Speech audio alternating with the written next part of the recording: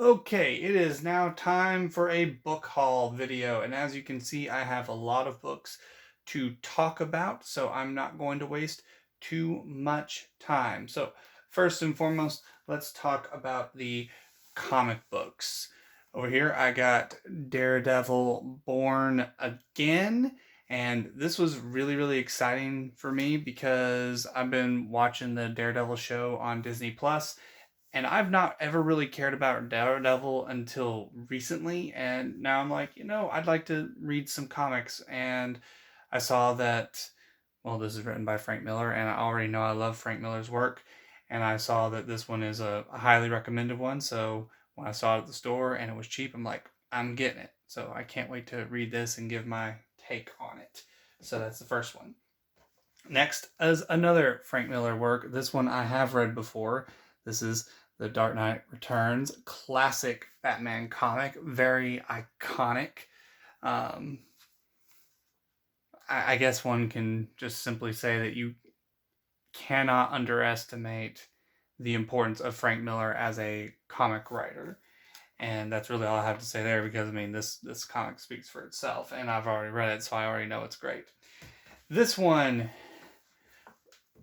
is one that I saw it, it was cheap, and I'm like, ugh, I gotta get it because I've read this a couple of times. I Kill Giants.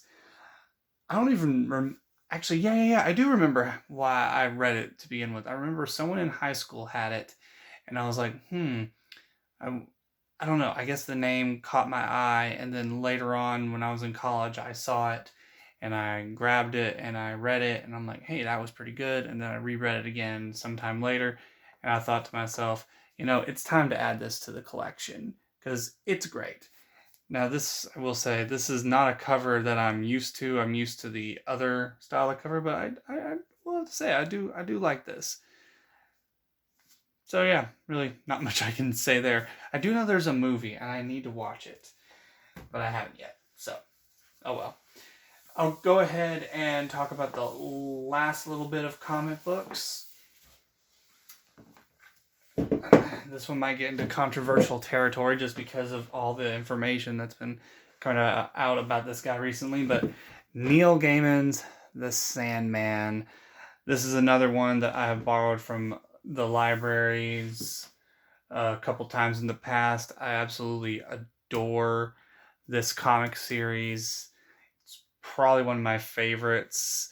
It was very eye opening for me in terms of what comic books can tell in terms of story.